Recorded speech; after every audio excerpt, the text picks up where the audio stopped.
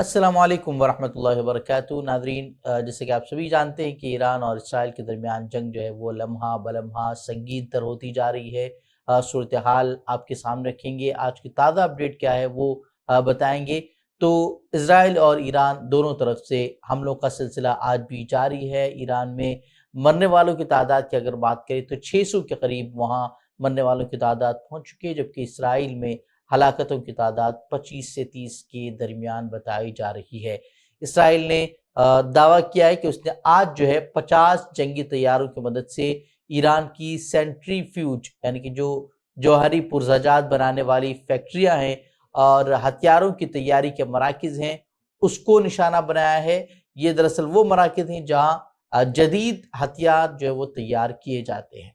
वही तेहरान के मुख्तलिफ इलाकों ख़ासतौर पर हकीमिया में ज़ोरदार धमाकों की आवाज़ें सुनी गई हैं, जबकि ईरान की जानिब से सादिकुल वाद ऑपरेशन के तहत 11वीं लहर का आगाज़ कर दिया गया है। ईरान ने जवाबी हमले में 25 से ज़ायद मिसाइल फायर किए हैं, जिनमें मुबैना तौर पर जदीद तरीन हाइपरसोनिक मिसाइल भी शामिल थे।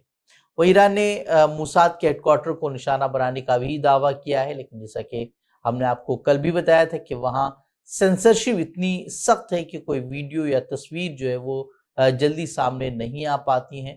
अलबत्ता जो अरब बाशिंदे इसराइल में रह रहे हैं वो कुछ वीडियो बना देते हैं और शेयर कर देते हैं, जिससे वीडियोस जो है वो सामने आ पाती हैं। कल शायद आपने एक वीडियो भी देखा होगा कि इसराइली फौज किस तरीके से फ़लस्तीनी बाशिंदे जो कि मकबूजा इलाकों में रह रहे थे, उन्होंने जब वीडियो बनाकर डाली तो उनके घर जाकर इसराइली फौज ने उन्हें बुरी तरह से दुर्कोप किया। और उसके साथ ही कई वीडियो सामने आई थी जिनमें जो मीडिया इदारे होते हैं जो वहाँ की 24/7 लाइव कवरेज कर रहे होते हैं, तो उन्हें भी वहाँ लाइव कवरेज करने से रोका गया, उनके कैमरे हटा दिए गए। इस तरह की वीडियोस भी जो है वो सामने आई। इसकी एक बड़ी वजह ये है कि वहाँ के जो हालात हैं, जिस तरीके से वहाँ बम गिर रहे हैं, जो सूरत हाल है वो किसी के सामने न आ पाए। इसी दरमियान ईरानी अफवाज ने अस्फहान शहर में एक इसराइली ड्रोन को मार गिराने का दावा किया है, बल्कि उसकी वीडियोस भी जो है वो सोशल मीडिया पर आ भी रही हैं। और साथ ही एक F-35 स्टील फाइटर जेट को भी मार गिराने का दावा ईरान की जानिब से किया जा रहा है। अलबत्ता जो इजराइल है उसकी तरफ से इसकी कोई तस्दीक जो है उसकी की तरफ से जो है सामने नहीं आई है। इस बीच ईरान दावा कर रहा है कि उसने इसराइल की फ़ज़ाओं पर मुकम्मल कंट्रोल हासिल कर लिया है और इसराइली दिफाई निज़ाम उनके हमलों के आगे बेबस हो चुका है। इनफैक्ट एक वीडियो भी जो है सामने आई है जिसमें इसराइल का दिफाई निज़ाम खुदकार तरीके से चल रहा है और उसके मिसाइल जो है वो यू टर्न लेकर तल अवीव पर ही गिरते हुए नजर आ रहे हैं। उसकी वीडियो जो है वो सोशल मीडिया पर वायरल हो रही है। वहीं अमेरिकी अखबार वॉल स्ट्रीट जर्नल और वाशिंगटन पोस्ट ने रिपोर्ट किया है कि इसराइली दिफाई निज़ाम जो है वो कमज़ोर होता जा रहा है, जिसके बाद उसकी ईरान से जो तवील फासले तक मार करने वाले बैलिस्टिक मिसाइल हैं वो उन्हें मार गिराने की सलाहियत जो है उसकी वो मुतासिर हो रही है। फिलहाल सूरत हाल की बात करें, यानी कि जो आलमी मीडिया कह रहा है वो ये है कि इसराइल के पास अब इतने मिसाइल भी नहीं रहे हैं जिससे कि वो मजीद जंग जो है वो जारी रख सकता है, उसे किसी और की मदद दरकार है। ट्रम्प के आगे वो अब गिड़गिड़ा रहे हैं।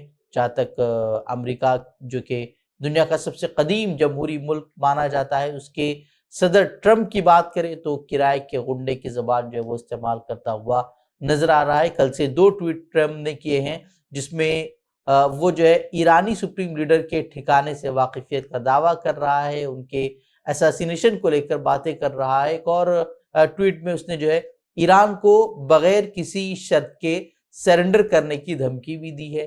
वो ये भी कहते हुए पाए गए कि उनके तैयारों ने ईरान की फ़ज़ाओं पर कंट्रोल कर लिया है। बड़े ताज्जुब की बात यह है कि वो ये सब बातें अमरीकी मफादात में नहीं कर रहा, बल्कि जिस हुक्मरान को खुद उनके कौम ने रिजेक्ट कर दिया है, जहाँ उसके खिलाफ भी जो है एहतजाजात हो रहे हैं, यानी नेतन्याहू खुद उसकी कौम उसके खिलाफ खड़ी हुई है और लगातार जो है वो वहाँ एहतजाजात हो रहे थे।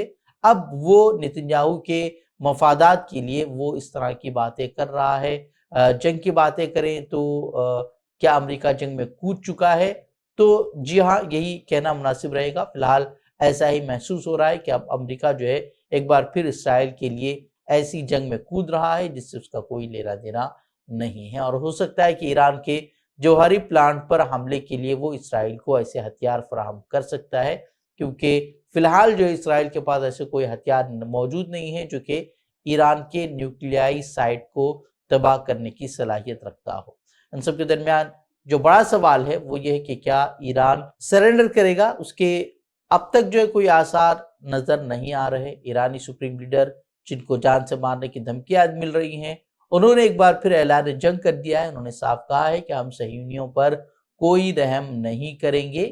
یہ بیان اس تنازع کے مزید شدت اختیار کرنے کا بھی عندیہ جو ہے وہ دے رہا ہے، جبکہ اسرائیلی رہنما خامنائی کا حشر صدام حسین جیسا کرنے کی دھمکیاں جو ہے وہ اسرائیلی وزیر دفاع جو ہے وہ دے رہے ہیں۔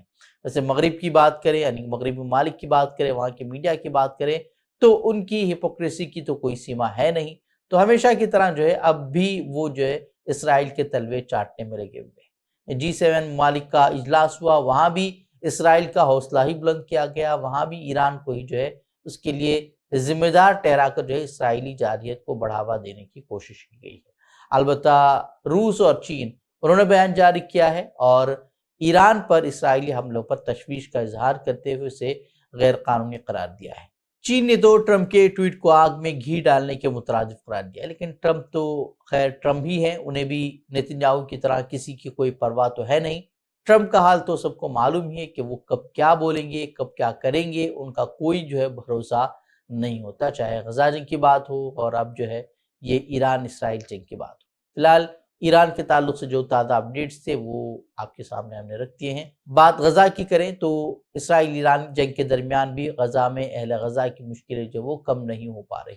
امدادی سینٹر کے نام سے جو قتل گاہیں بنائی گئی ہیں ان میں مزید درجنوں فلسطینی شہید ہو چکے ہیں۔ کل بھی جو ہے 80 سے زائد ہلاکتیں امدادی سینٹر پر ریکارڈ کی گئی تھی اور آج بھی کئی درجن افراد جو ہے وہ گولیوں کا نشانہ بنے۔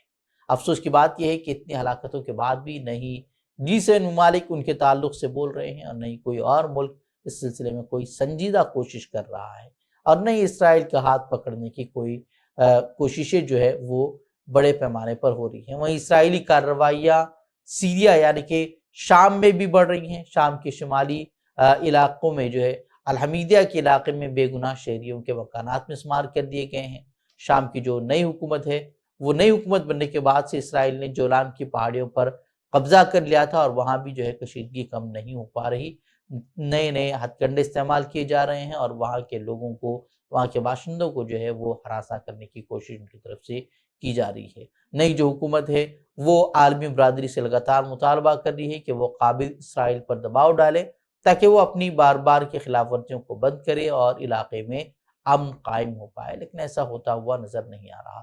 وہ اسرائیلی جارحیت کی وجہ سے پورا مشرق وسطیٰ جو ہے وہ خطرے میں پڑا ہوا ہے۔ ایک طرف غزہ جس نے خود پر جاری مظالم کے خلاف آواز بلند کرنے کی ہمت کی، اسے کچلنے اور اس کے باشندوں کے قتل عام کی مہم جو ہے مسلسل 20 ماہ سے جاری ہے، لیکن ان کے حوصلے جو ہے اب تک نہیں ٹوٹے ہیں، اور اب جو ہے بلا اشتعال ایران پر حملوں کے بعد ایران اس کا کیسے مقابلہ کرے گا یا پھر کچھ دنوں کی ریزسٹنس کے بعد ڈیل کر لے گا، یہ دیکھنا جو ہے وہ اہم ہوگا۔ تو ناظرین جیسے ہی کچھ نئی خبریں آئیں گی ایک بار پھر ہم آپ کی خدمت میں حاضر ہوں گے، تب تک کے لیے اجازت دیں۔ السلام علیکم ورحمۃ اللہ وبرکاتہ۔